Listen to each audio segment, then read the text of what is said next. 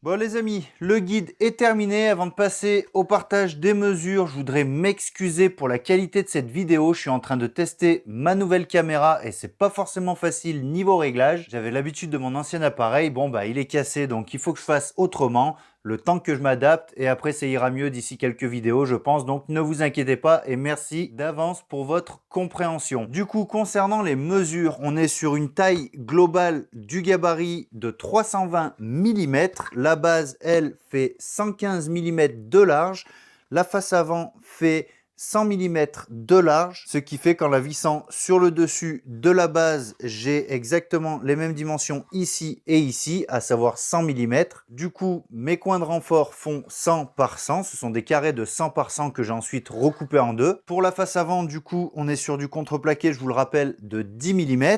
Et les deux parties font respectivement 48 et 48 mm de large, ce qui m'a permis d'insérer un rail en C de 12 mm de large, pour 10 mm de profondeur. Alors ce rail en C, c'est une chute que je possédais. Pour la partie qui vient s'insérer dans la glissière, on est toujours sur 16 mm de large pour 10 mm d'épaisseur. Et si vous vous posez la question de pourquoi je n'ai pas utilisé ma fraise de 16 mm pour faire les rainures de mon établi, c'est tout simplement parce que ma fraise commence à être en fin de vie. Du coup, voilà, elle aurait tout cramé, ça aurait pas été joli sur l'établi. Sur le guide, je m'en fiche un peu, puis la surface à usiner n'était pas énorme. Mais pour mon établi, j'ai préféré faire autrement. Du coup, il va être temps de tester tout ça. Donc là, je vais essayer de créer un tenon dans une section de merisier. Donc bon, il n'est pas forcément des gauchis, mais ça ira très bien pour le test. Et pour ça, j'ai monté sur ma défonceuse sous table une fraise à rainurée d'un diamètre de 32 mm. Et je l'ai réglée de manière à avoir un tenon qui fasse, si je ne me trompe pas, 35 mm. Alors attendez, 35 je crois. Ouais, 35 mm par 8 mm de profondeur. Donc je me mets en place, on fait ça, c'est parti.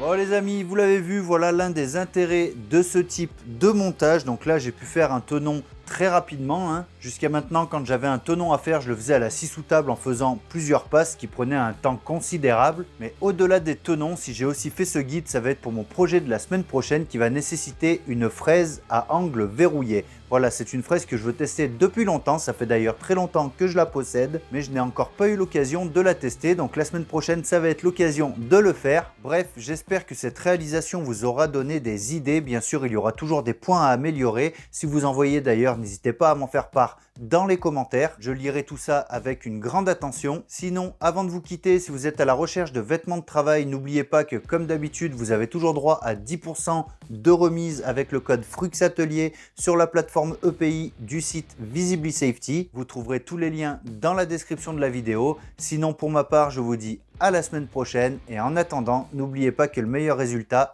est celui qui vous convient. Ciao!